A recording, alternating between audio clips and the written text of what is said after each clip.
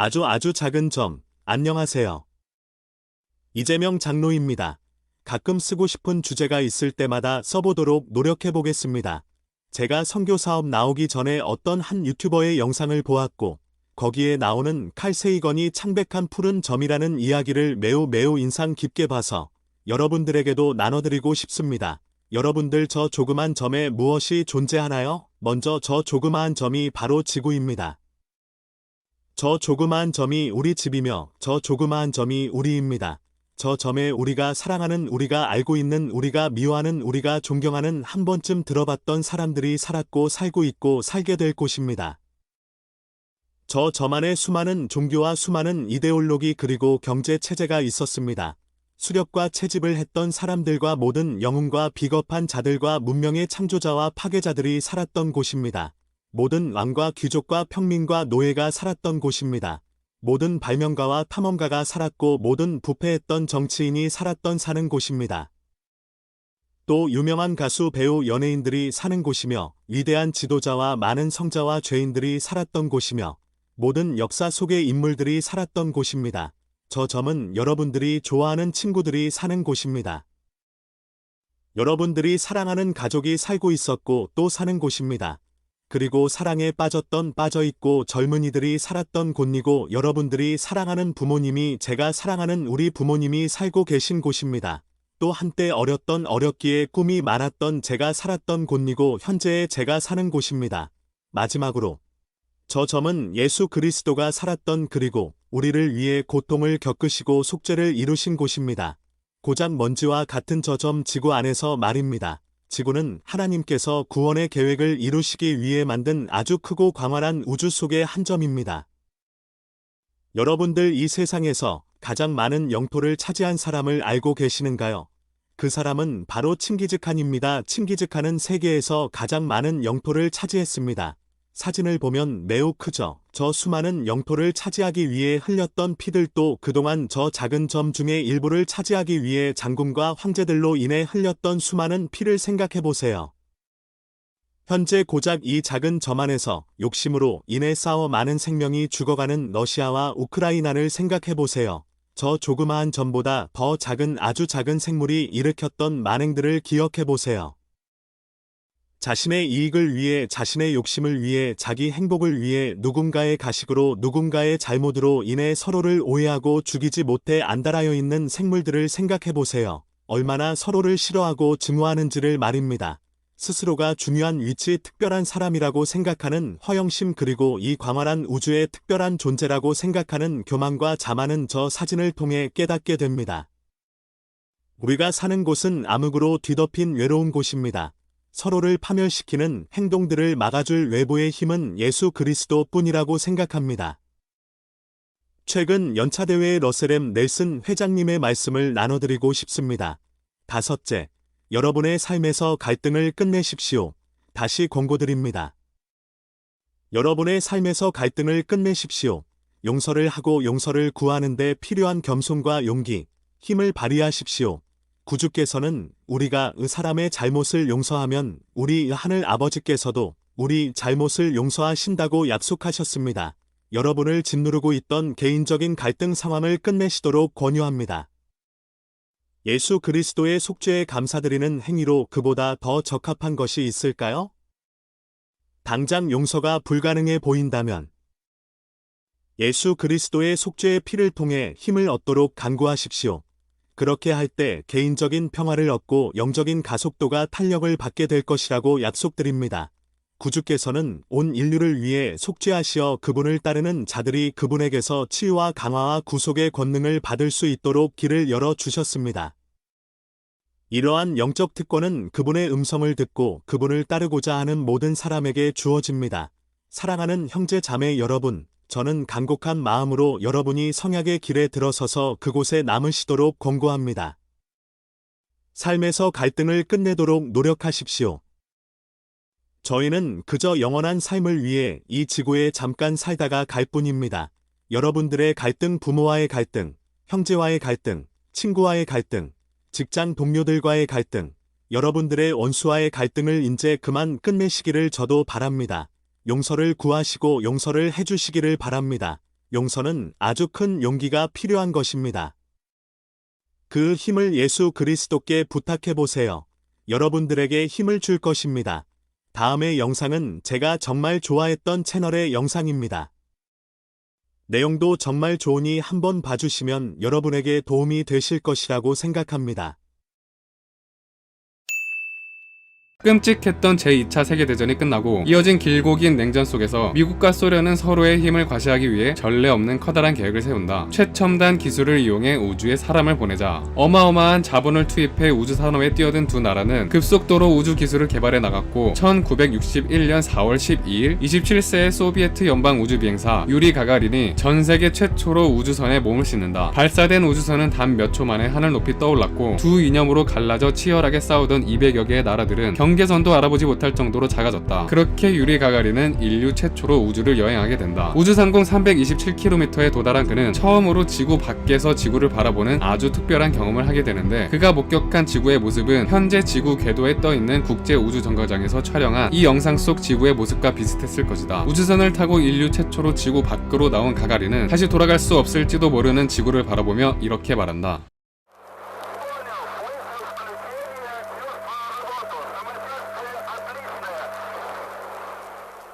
1시간 반이라는 짧은 우주여행을 무사히 마치고 한순간에 소련의 영웅으로 탄생한 그는 인터뷰에서 이렇게 소감을 밝힌다. 멀리서 지구를 바라보니 우리가 서로 다투기에는 지구가 너무 작다는 것을 깨달았습니다. 소비에트 연방의 성공적인 우주 탐사 이후 발등에 불이 떨어져 버린 미국은 세계 최초로 달에 사람을 보내겠다는 더욱 커다란 계획을 세운다. 그리고 8년 후인 1969년 미국의 우주 비행사 닐 암스트롱은 인류 최초로 달에 발을 디디는 영광을 누린다.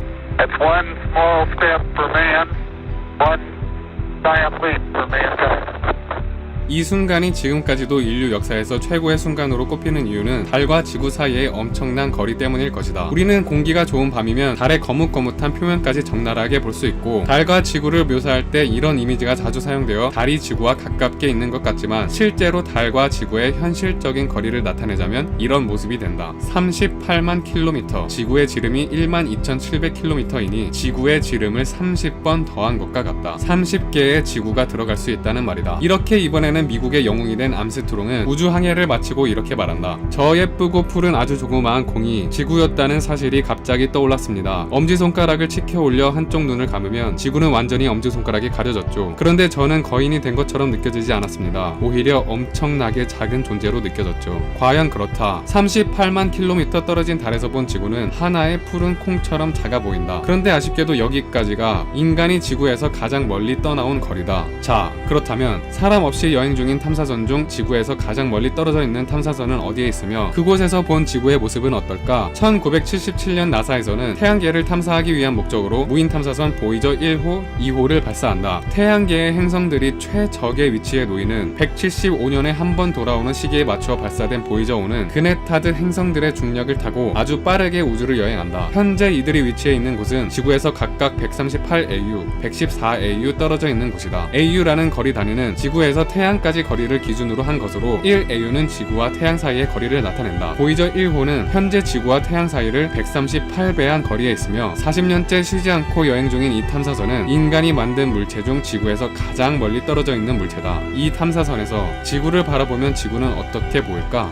전설의 과학 다큐멘터리 코스모스의 제작자이자 자연과학을 대중화시키는 데 일생을 바친 칼 세이건은 1980년 나사의 보이저 팀의 원래 계획에 없었던 제안을 한다. 보이저 1호가 태양계를 벗어나기 전에 카메라의 방향을 뒤로 돌려 지구를 찍어보자는 제안이었다. 이 제안은 당시 굉장히 무모한 것이었다. 원래 계획에도 없었을 뿐만 아니라 과학적으로도 무의미한 짓이었고, 카메라 렌즈를 지구 쪽 방향으로 돌리다가 태양이라도 바라보게 되면 카메라 렌즈에 심각한 손상을 입을 수 있었기 때문이다. 대부분의 나사 전문가들은 이 제안을 거절한다. 그 당시 돈으로 9천억 원이 들어간 보이저 프로젝트에 모험은 하지 않는 것이 옳은 것 같았다. 하지만 세이건과 나사의 몇몇 전문가들은 카메라를 돌려 지구를 한번 바라보는 것이 과학적 의미를 넘어 인류에게 얼마나 큰 의미를 줄 수 있을지 잘 알고 있었다. 그로부터 9년이 더 지난 1989년 해왕성 탐사까지 마치고 본래의 의무를 다한 보이저 1호는 세이건의 제안에 호의적이었던 우주 비행사 리처드 트룰리가 나사 국장으로 자리하게 되면서 드디어 카메라를 지구 방향으로 돌릴 수 있게 된다. 1990년 2월 14일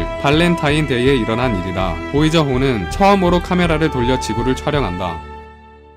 이 사진이 바로 40AU에서 바라본 지구의 모습이다. 저 파란색 점, 스마트폰 스크린에 묻은 먼지만큼 작아 보이는 이 작은 점이 우리들의 집, 지구다. 이 사진을 받아본 칼 세이건은 사진의 제목을 창백한 푸른 점으로 지었고 그의 저서에서 이렇게 얘기한다. The Voyagers were guaranteed to work only until the Saturn encounter. I thought it might be a good idea, just after Saturn, to have them take one last glance homeward. From Saturn, I knew, the Earth would appear too small for Voyager to make out any detail. Our planet would be just a point of light, a lonely pixel, hardly distinguishable from the many other points of light Voyager would see, nearby planets, far-off suns. But precisely because of the obscurity of our world thus revealed, such a picture might be worth having. While almost everyone is taught that the Earth is a sphere, with all of us somehow glued to it by gravity, the reality of our circumstance did not really begin to sink in until the famous frame-filling Apollo photograph of the whole Earth, the one taken by the Apollo 17 astronauts on the last journey of humans to the moon.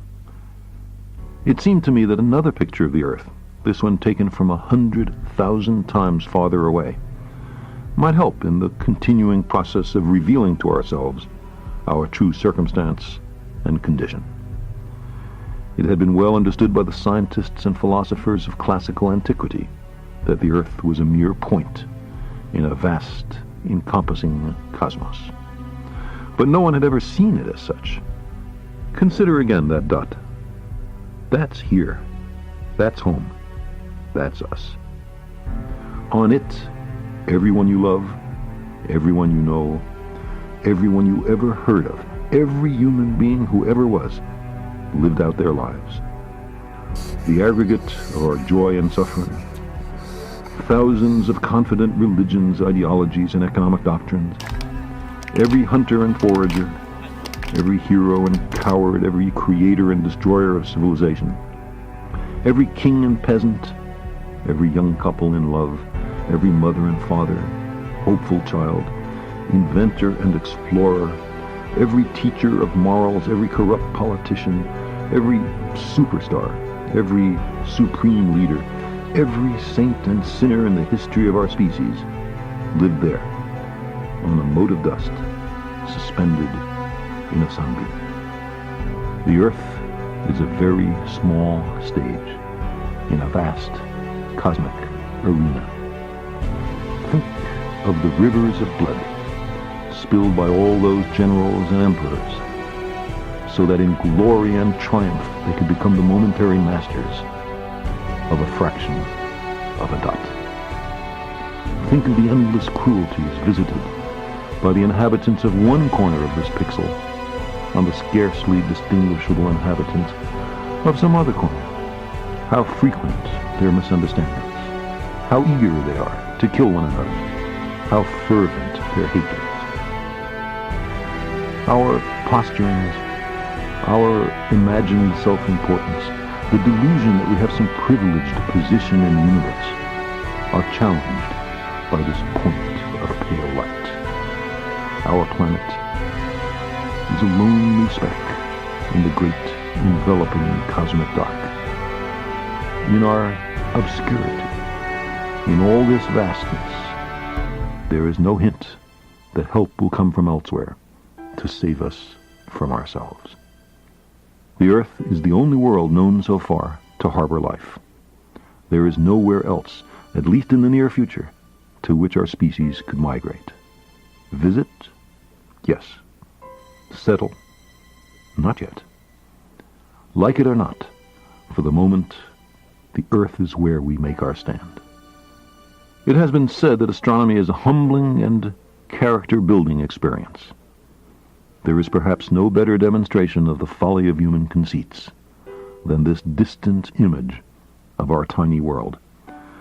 To me, it underscores our responsibility to deal more kindly with one another and to preserve and cherish the pale blue dot, the only